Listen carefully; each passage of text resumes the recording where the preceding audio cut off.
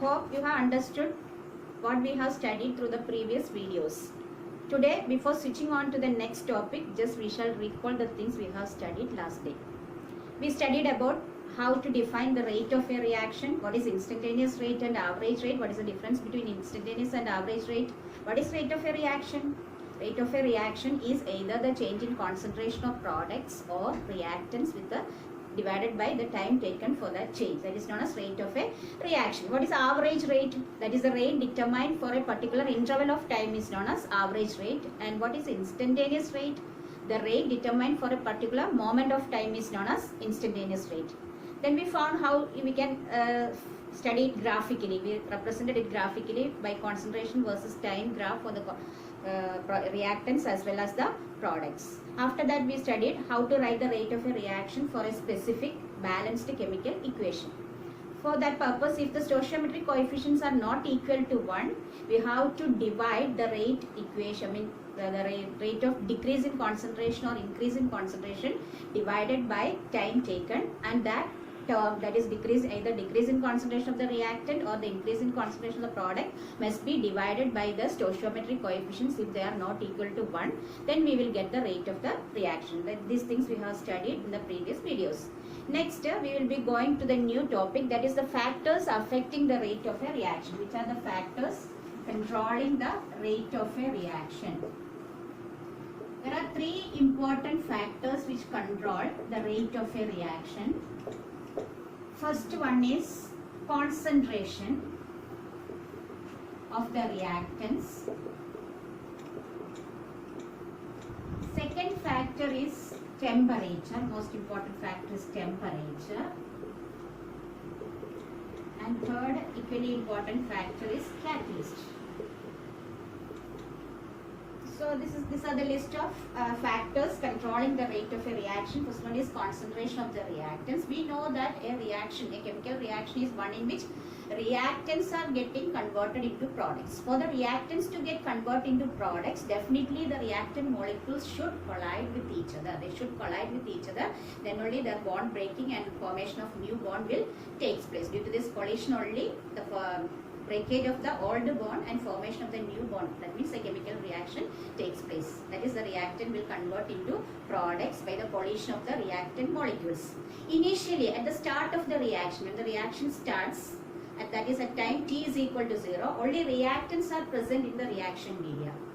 So the number of collision or the chance of collision is very high at the initial position, or at initially the chance of collision between all the molecules which are reactant molecules which are coming into contact is much more at time t is equal to 0. Therefore, chance of collision is much more and the product formation is also large at that initial time. But as time passes by, as the time goes on, the concentration of the reactant goes on decreasing, or as the reaction proceeds, the concentration of the reactant goes on decreasing. So as a result, the number of reactant molecules which come into contact also decreases. That means the chance of collision also decreases. Therefore, the rate of reaction also decreases. So we can say that as the concentration of the reactant decreases,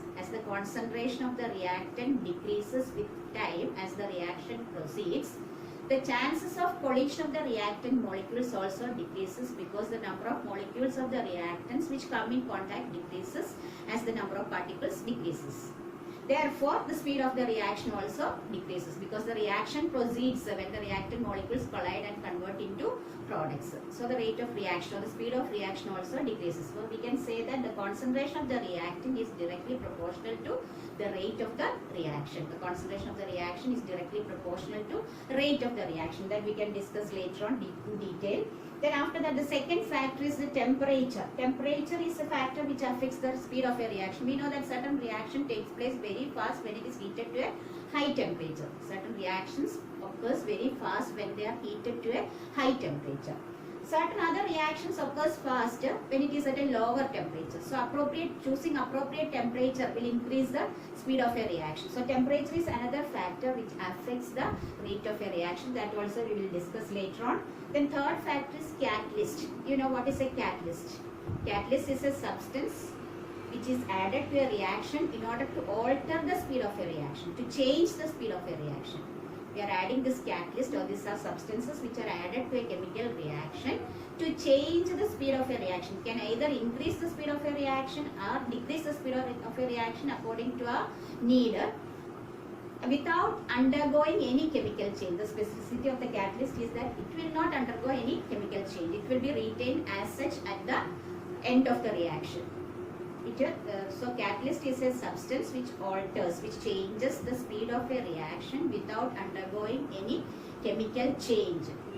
That is known as catalyst. There are positive catalyst, also is there negative catalyst. That is catalyst which increases the speed of a reaction, as well as there are catalysts which decreases the speed of a reaction. So these are the three important factors which control the rate of a reaction. So one by one, turn by turn, we can see in detail. So first one is regarding the concentration of the reactant.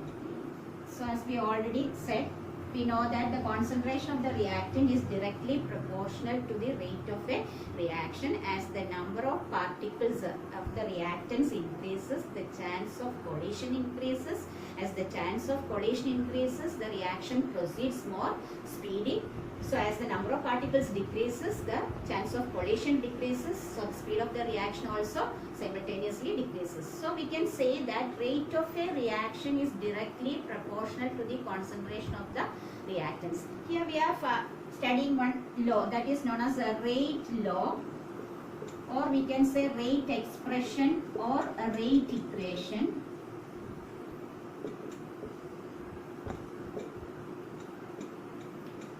This is a law or an equation which expresses this dependence of rate on concentration of the reactants. What is rate equation or rate law or rate expression?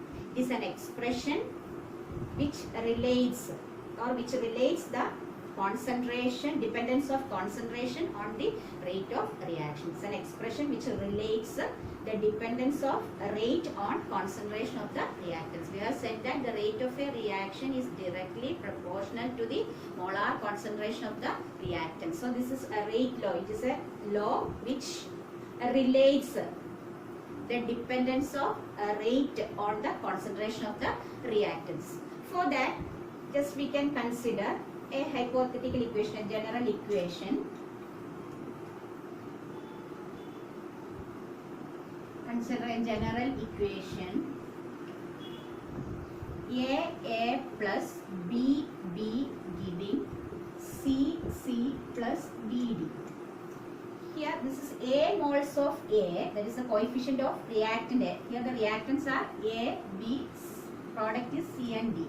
Here A moles of A react with B moles of B, giving C moles of capital C and D moles of capital D as the product.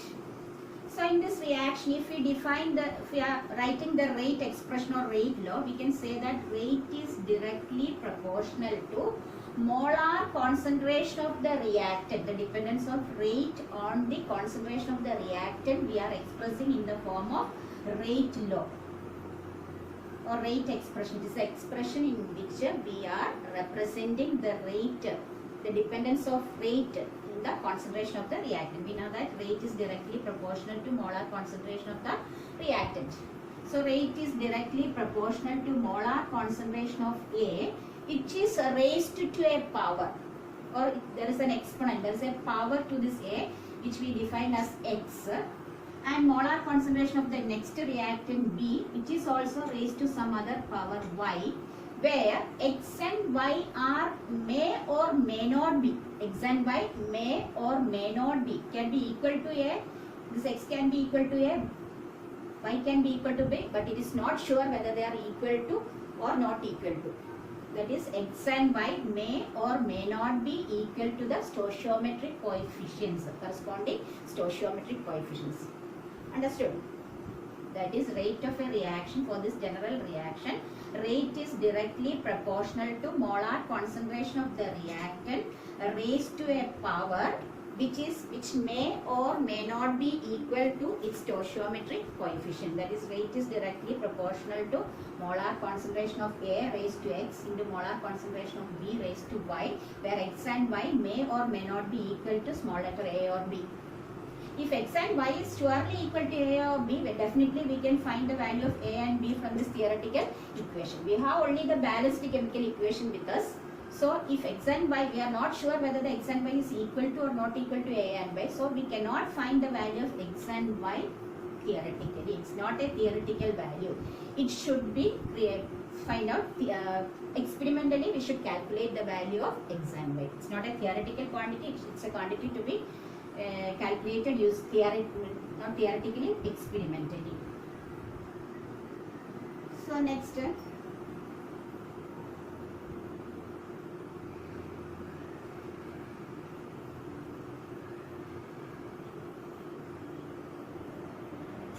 According to rate law, rate of a reaction is directly proportional to product of the molar concentration of the reactant raised to some power x and y, which may or may not be equal to the stoichiometric coefficients. Not definite that it should be equal, it may or may not be equal to the stoichiometric coefficients.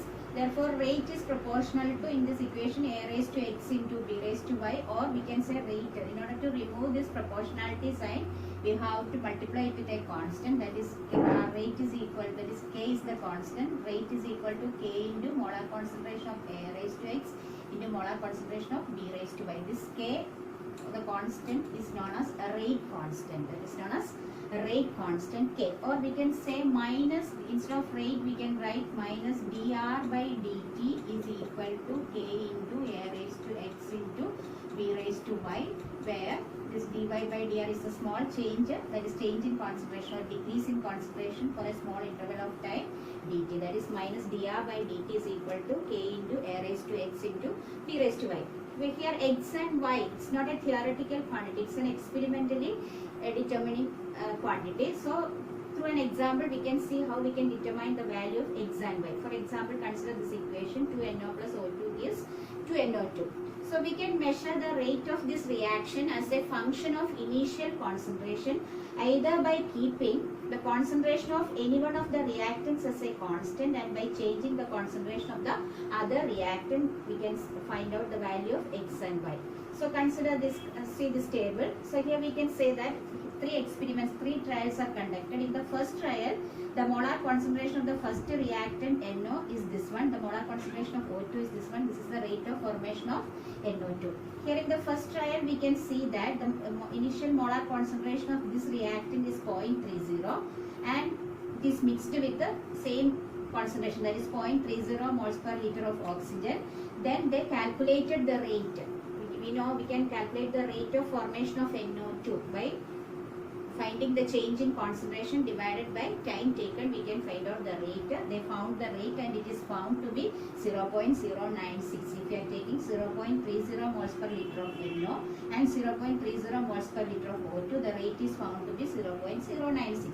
Again they repeated the experiment with some other concentration, that is they changed the concentration, molar concentration of NO, double the concentration of NO, that is it is taken is 0.60 moles per liter of nitric oxide is taken, and again keeping this concentration as a constant, keeping the molar concentration of the other reactant. Here the other reactant is oxygen, so the molar concentration of oxygen is kept as a constant, and doubling the concentration of the other reactant, that is they double the concentration of NO, it is to be 0.60. So in the second trial 0.60 moles per liter of NO and the other reactant O2, it is 0.30 moles per liter of O2 is taken, and again they determine the rate and it is found to be 0.384.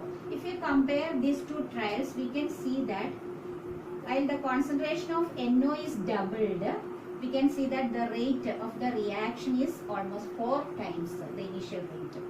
If the rate of this means the molar concentration is doubled, the rate is found to be 4 times. So we can find out Xi in this manner. Just find B1 by applying this formula. B2 raised to X is equal to C1 by C2. Here B1 and B2 are these two, and C1 and C2 are these two. So 0.60 divided by 0.30 raised to X is equal to C1 by C2. 0.384 divided by 0.096. 6 by 3 is equal to 2, that is 2 raised to X. So this is equal to 4, is equal to 4, or we can write 2 raised to X is equal to 4 is 2 raised to 2, implies X is equal to 2. So the value of X is 2. X is 2, that is molar concentration of NO raised to 2. Then similarly we can find the value of Y. that is the power to which the O2 is raised. That can be determined if we are comparing these two trials, that is 1 and 3. Here the molar concentration of NO, the first reactant, is kept as a constant and doubling the concentration of the second reactant, that is the concentration of oxygen is doubled. So by applying this equation, the value of X is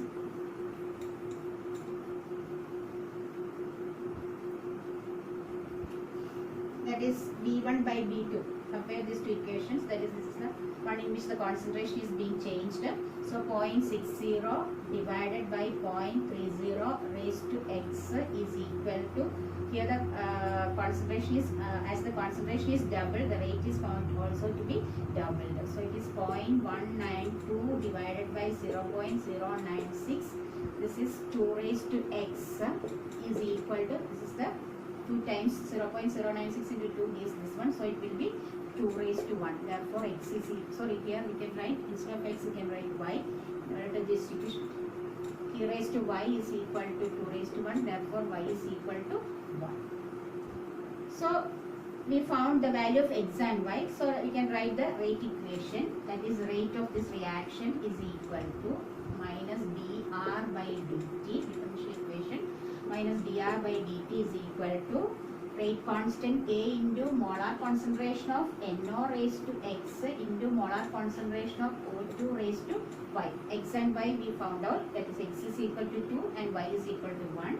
That is equal to K into molar concentration of NO raised to 2 and O2 raised to 1. Y is equal to 1. These are the values of X and Y. This is the way we are finding out experimentally the values of exponents of molar concentration of the reactants.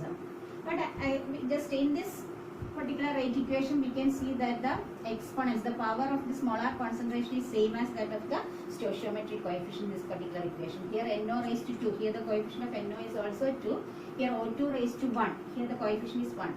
But this is not the case for every reaction, this is an accidental coincidence. I will give some examples of the reactions in which these exponents are different from that of the stoichiometric coefficients. For example, CHCl3 plus Cl2 gives CCl4 plus HCl. Here the rate is equal to K into molar concentration of CHCl3 into Cl2 raised to half. Here the molar concentration, here X is equal to 1 and Y is equal to half, but it's not the same as the stoichiometric coefficients. Another example is hydrolysis of ester. CH3CO C2H5 plus H2O gives C2H5OH plus CH3COH. Here rate is equal to K into molar concentration of the reactant, that is CH3CO C2H5 raised to 1 H2O raised to 0.